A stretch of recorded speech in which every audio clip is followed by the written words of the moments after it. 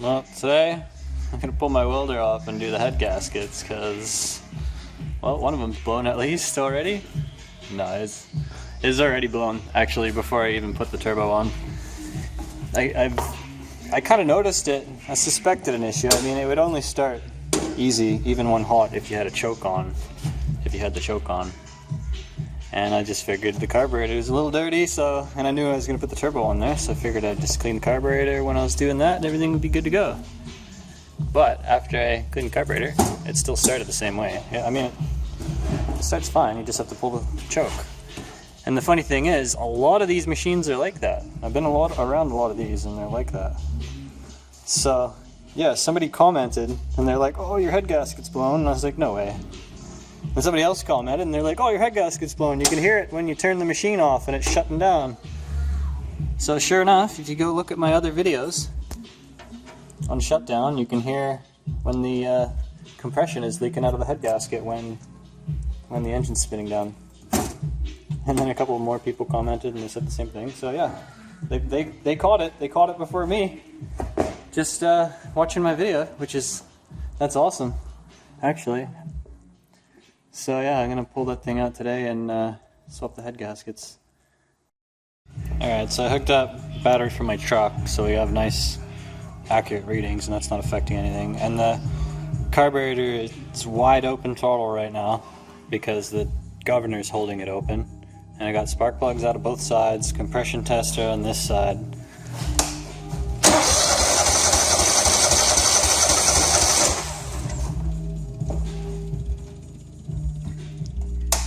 So there you go, that's about normal, 150 psi. So let's just, here, let me just put it on the other side real quick. Alright, exact same test, just on the other side.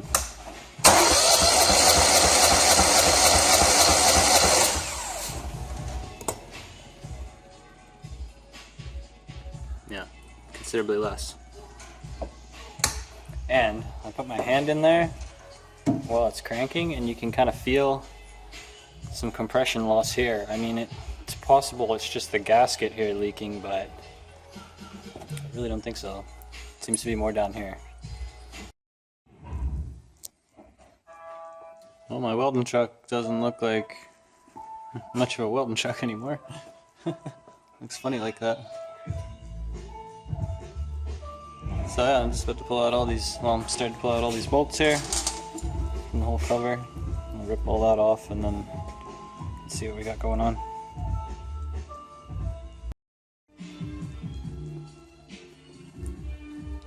Well, I'm not really sure how to get this thing apart, really. Maybe we'll just start taking out some of these bolts here on the heat shield here. Maybe hopefully this can come all off in one piece and then we can get to the intake manifold and get that off. I don't know.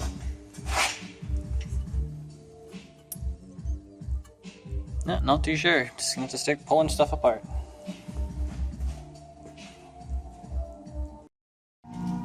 Well, I just pulled a couple more things off here and I slammed some air into the spark plug hole and I just turned over the engine until we got to compression side, and then if we give it some soapy water, maybe we got a better angle. Oh, that's not gonna work.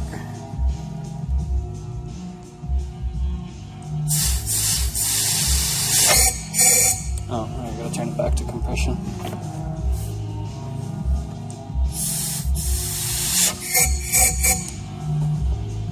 Oh yeah, you can see it's leaking down here out the gasket, not through the exhaust. It's coming from the gasket for sure.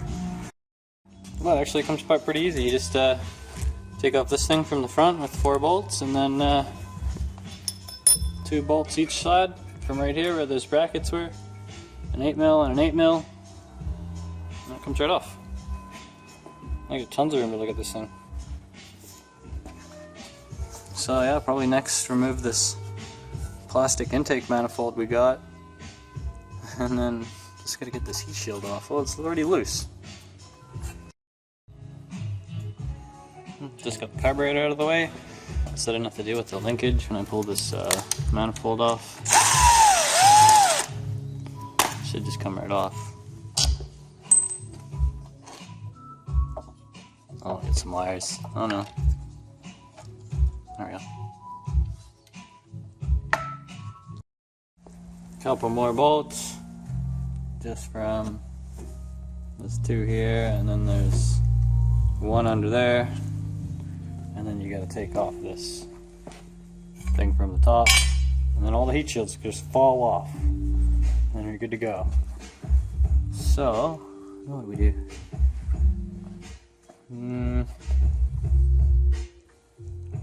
These heads are pretty much good to come off.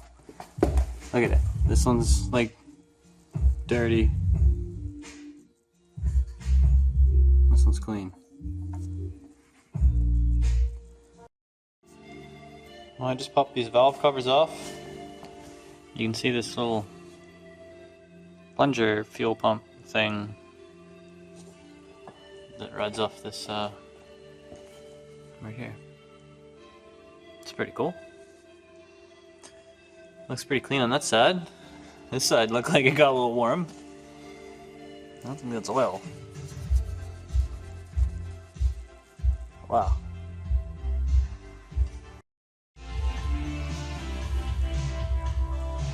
Push rods and rockers and everything out of there. Let's see if we can. I don't know how tight these are going to be. Maybe we can do it one hand. Oh, well, no, that's pretty tight. Okay, yeah, I need two hands, I guess. Well, this is pretty interesting. These two head bolts here were super tight, but these two were like hand tight. So I don't know if that was maybe factory defect that caused the issue, or if the gasket is just so blown away that they're just not tight anymore. Well, I just pulled this thing off, and that's exactly how it came off. I haven't touched it yet, and the light's picking it up really good. You can see exactly where it was blowing out. Yeah, so I just cracked these bolts. These two are so tight, I thought they were going to break. These ones are hand tight.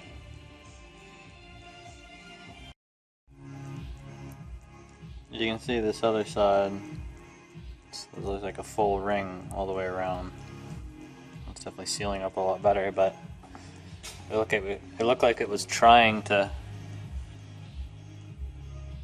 blast its way through.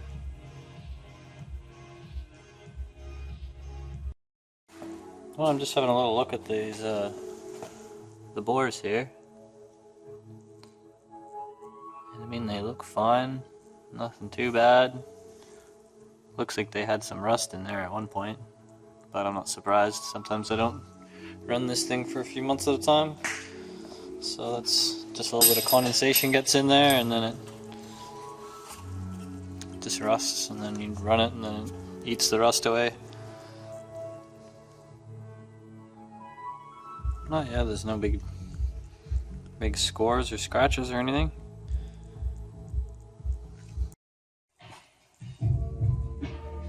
Just cleaning up this head.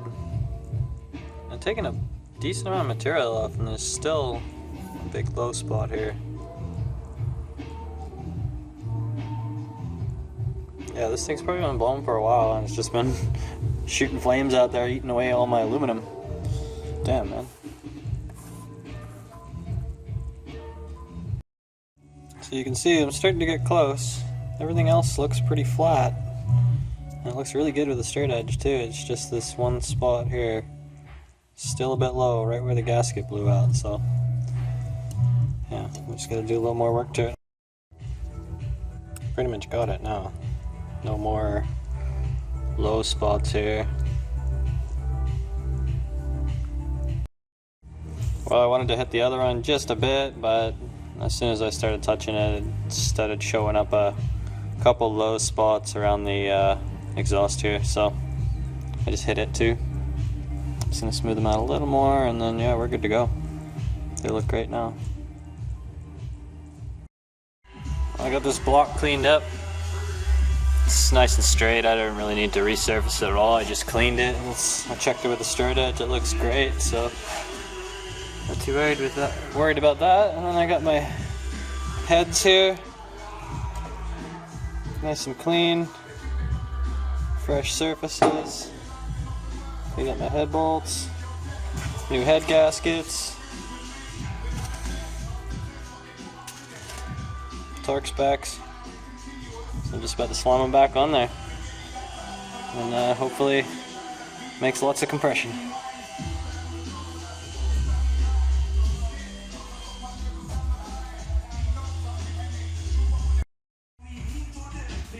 Well, there we go, they're back on there.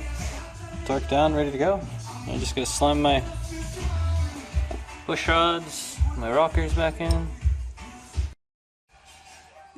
Got some valve covers on there now. Just about to put my plastic intake manifold on and carburetor. Pretty simple. Just throw it all back together, fire it up. Well, there she is, it's all back together. Ready to go. I'm just gonna clean up my tools a little bit here and hook up a battery, and then I'll fire it up and see how it goes. I just got the battery for my truck, so we don't have any issues cranking this thing if it needs to take a while, because it might need to crank a bit. Let that fuel pump prime a little. Yeah, I guess we'll just give it a go.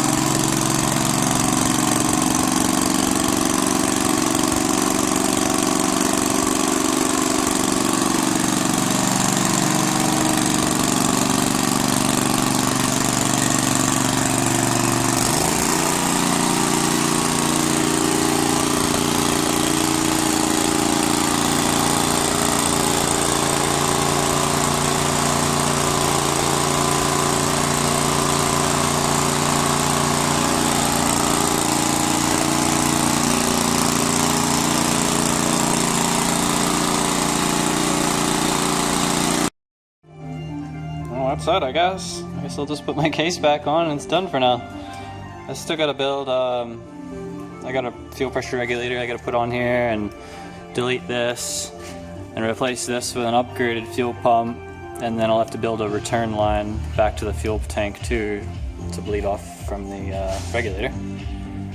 So I still got a few more things I want to do to this, and I want to advance the timing and mess with some more stuff, but for now, head gaskets are fixed, so now we're back to square one and we can continue from there. And I also left the heat shields off the top here. They're right here. I put all the heat shields on except for the ones on the top, because the fan sucks in. I thought it went the other way, but it sucks in and blows this way. So all the heat will be blowing this way and then I guess that way, but if I have my hood open, it'll come out. Rather than the heat shield here before, it'd be kind of, you know what I mean? It's better without the heat shield, I think. So yeah, I guess I'll put this thing back together, and then I'm gonna go buy a new battery because mine is just pooched, and it's a lot easier to put the battery in right now while it's out of the welder than when it's up there. So I'm gonna go buy a new battery for this thing, put it back together, put it back on the truck, and then maybe burn a couple rods with it and just get it all broken in.